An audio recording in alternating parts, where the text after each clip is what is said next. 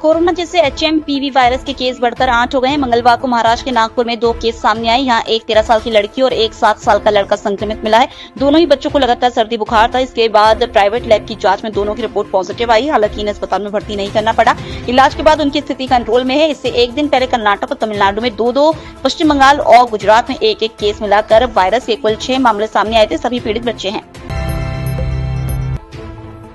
चीन के तिब्बत प्रांत में मंगलवार सुबह आए भूकंप से 53 लोगों की मौत हो गई, जबकि 62 लोग घायल हैं। चीन की सरकारी न्यूज एजेंसी सिन्हुआ की रिपोर्ट के मुताबिक सुबह 9:05 पर आए इस भूकंप का केंद्र तिब्बत की शिनजांग में जमीन से 10 किलोमीटर नीचे था। भारत के नेशनल सेंटर फॉर सिस्मोलॉजी के मुताबिक रिएक्टर स्केल पर इसकी तीव्रता 7.1 थी, जबकि एपी की एक रिपोर्ट के अनुसार चीन में भूकंप की तीव्रता 6.8 मापी गई। भूकंप का असर नेपाल, भूटान सहित भारत के सिक्किम और उत्तराखंड में भी देखा। फिलहाल भारत में इससे जान माल के नुकसान की कोई खबर नहीं है।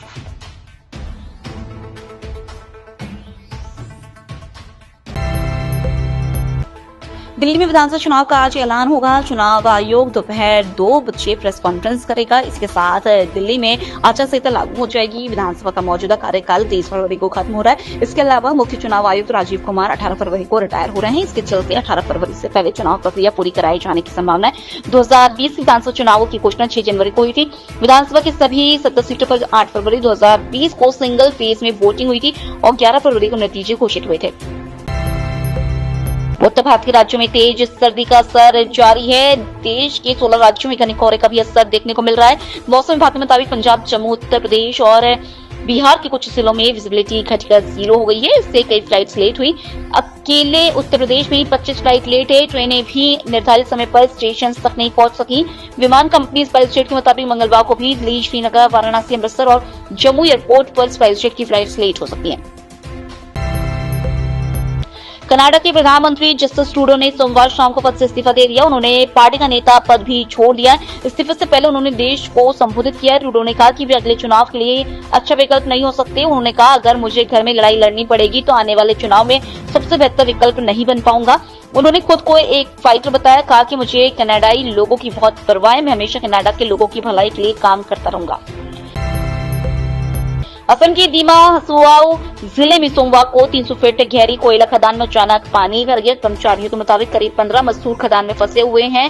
हालांकि इसकी आधिकारिक पुष्टि नहीं हुई है। घटना जिले के उमरंग सोक के 3 किलो एरिया में मौजूद असम कोयला खदान में हुई है। रिपोर्ट्स के मुताबिक ये रेड माइनर्स की खदान है। करीब 100 फीट तक पानी भर गया है। पानी को 2 मोटर पंप की मदद से निकाला जा रहा है। असम के सीएम हेमंत बिस्वा शर्मा ने एक्सपोस्ट में कहा, उमरंग सो में मजदूर कोयला खदान में फंस गए हैं। जिला कलेक्टर, एसपी और मेरे सहयोगी कौशिक राय घटनास्थल पर पहुंच गए हैं। रेस्क्यू ऑपरेशन में सेना से मदद मांगी गई है। एसडीआरएफ और एनडीआरएफ की टीमें घटनास्थल पर पहुंची हैं। दिल्ली के मुख्यमंत्री आतिशी सोमवार को रो पड़ी। आतिशी ने प्रेस कॉन्फ्रेंस कर कहा कि भाजपा नेता रमेश बिधूड़ी मेरे 80 साल के पिता को गाली दे रहे हैं। क्या आप चुनाव के लिए इतनी गंदी राजनीति करेंगे? मैंने कभी नहीं सोचा था कि इस देश की राजनीति इतनी गिर सकती है। आतिशी ने कहा, मैं रमेश बिधूड़ी से कहना चाहती हूँ कि मेरे पिता पूरी जिंदगी शिक्षक रहे। उन्होंने हजारों गरीब बच्चों को पढ़ाया है। अब उनकी उम्र 80 साल हो चुकी है और वे इतनी गंभीर स्थिति में है कि बिना सहारे चल भी नहीं सकते। रमेश बिधूड़ी अब ऐसी स्थिति में पहुंच गए हैं कि एक बुजुर्ग व्यक्ति को गालियां देकर वोट मांग रहे हैं।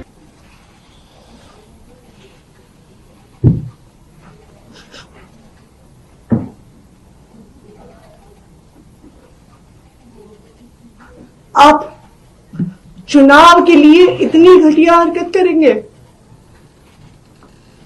कैसे बुजुर्ग व्यक्ति को गालियां देने पे उतर आएंगे?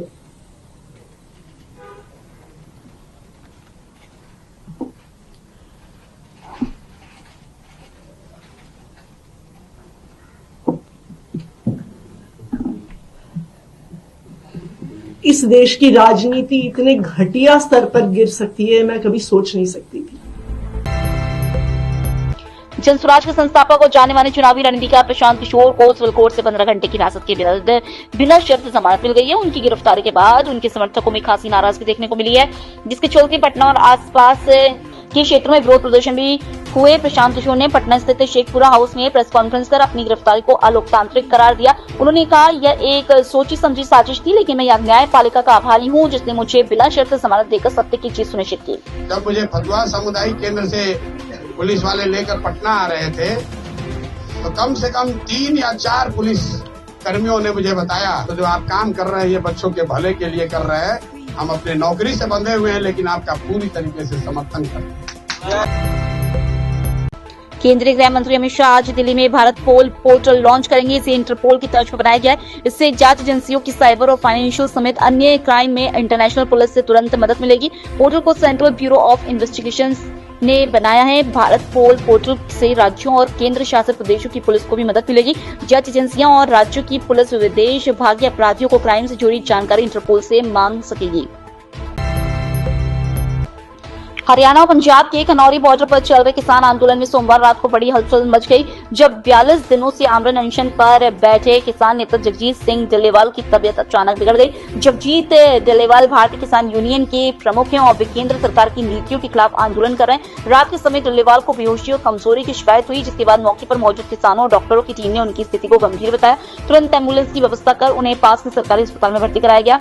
डॉक्टरों ने बताया कि उनके शरीर में पानी और पोषण की भारी कमी है, जिससे उनकी हालत नाजुक बनी हुई है।